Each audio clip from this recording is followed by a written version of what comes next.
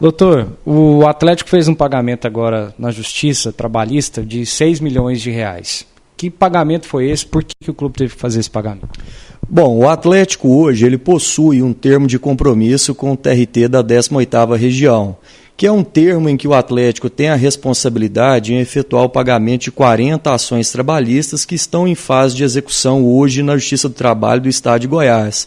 Além disso, tem algumas ações em processo de conhecimento que o clube também vem negociando. Com o advento da nova lei, a lei do Profut, que é da responsabilidade fiscal do futebol brasileiro, do ano de 2015, o Atlético, através da sua diretoria, vem buscando cumprir integralmente as questões que lá estão estabelecidas, dentre as quais é essa organização da parte jurídica, principalmente em relação às dívidas trabalhistas, tributárias e cíveis.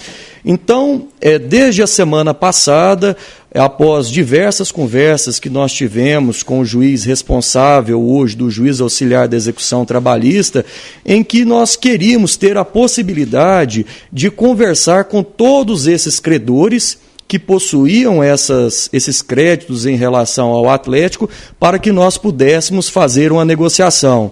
O Atlético conseguiu um êxito bastante considerável, que inclusive teve uma repercussão em todo o Brasil, para todos os clubes, e vem buscando adequar dentro das suas diretrizes com a sua pouca receita. Quer dizer, foram 6 milhões dentro de um acordo, porque o valor era superior a isso. O valor bem superior, mas o que me deixa feliz é saber o empenho de todo o grupo do Atlético. A diretoria realmente comprometida em resolver as situações.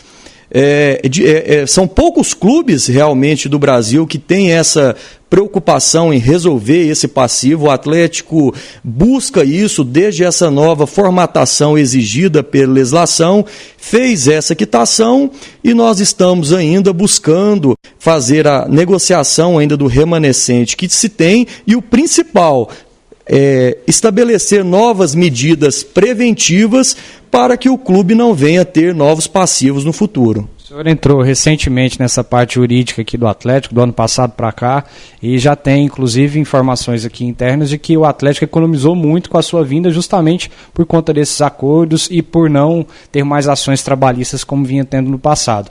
Por que chegou a esse ponto? De tantas ações que foram julgadas à revelia, ações que de repente o valor era em torno de 40 mil que deveria pagar para uma pessoa, vai para 200, outro que era 200 vai para 1 milhão e 600, porque foi julgado à revelia. Por que chegou a esse ponto? Claro que não é responsabilidade do senhor, mas o senhor está tendo que resolver isso agora. Olha, eu penso o seguinte, nós viemos para cá no mês de outubro do ano passado. Nós, não só eu, toda a equipe também do escritório, é bom que se ressalte, nós fizemos um levantamento, um planejamento também do que nós teríamos que atuar de forma imediata para conseguir um refresco para essa situação do Atlético e pensar também o clube a longo prazo, porque não adianta também qualquer medida em específico e se posteriormente nós não tivermos continuidade. Então nós fizemos todo esse levantamento na parte trabalhista, tributária, civil como um todo, e identificamos algumas situações que nós precisávamos atuar. Essa situação anterior, fica difícil, por que chegou nessa situação? O importante nosso, que nós pensamos, é que nós temos que sanear, né? Sem buscar quem gerou, quem levou a esse resultado, mas é algo que gerou um passivo muito expressivo, que, sem sombra de dúvidas, comprometeria o desenvolvimento regular da atividade do clube. Esse acesso para a Série A foi de suma importância para o clube, para que pudesse dar essa condição, para que nós pudéssemos desenvolver esse bom trabalho em regularizar todo esse passivo rubro-negro. Até para que o torcedor entenda, o que aconteceria se o Atlético não pagasse essa dívida aí que foi feita? Olha, se não pagasse ou não negociasse ou se não buscasse resolver a situação, o Atlético nem poderia participar da Série A do Campeonato Brasileiro. O futebol brasileiro mudou. Isso o torcedor precisa ter ciência. Aquela situação de fazer dívida e não pagar, empurrar com a barriga, isso acabou. Isso não é a realidade mais do futebol. Clube sério, que é o caso do Atlético, ele precisa necessariamente preocupar com essa situação. Nós temos um exemplo típico disso. O ano passado, embora tenha sido rebaixado, o Santa Cruz, ele foi apenado pelo STJD com perda de ponto e multa.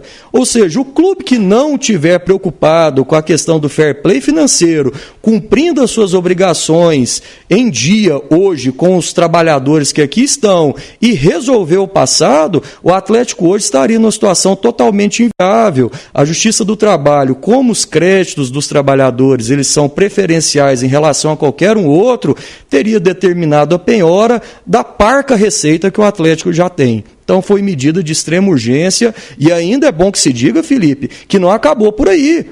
A situação ainda nós temos que continuar acompanhando para que isso seja resolvido com o passar do tempo. Só para finalizar, o torcedor fala muito, não, mas tem clubes que têm dívidas ainda maiores do que as do Atlético.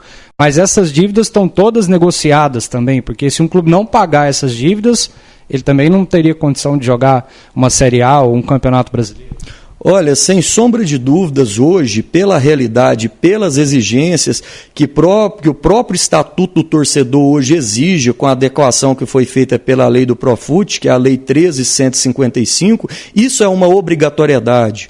O clube que não estiver com as certidões em dia, certidões trabalhistas, certidões tributárias, pagamento dos trabalhadores em dia, não vai ter condição de participar. Essa é uma realidade. E acresço ainda mais. A CBF agora, com o seu licenciamento de marcas, que vai começar a entrar em vigor a partir de 2018 e vai tendo a gradação para cada tipo de competição que estiver, vai ter com certeza absoluta, te afirmo isso, Felipe, o fechamento de diversos clubes no Brasil. Hoje nós temos mais de 800 clubes em atividade, mas a maior parte deles que não cumpre as condições básicas. E essa realidade não é a do Atlético. Então, eu penso assim, embora a minha parte seja a parte jurídica, o torcedor tem que ter uma paciência e entender que essa parte é de suma importância para a continuidade do clube. Endividar de qualquer forma o clube para tentar buscar um resultado é decretar o fechamento do clube com um curto espaço de tempo.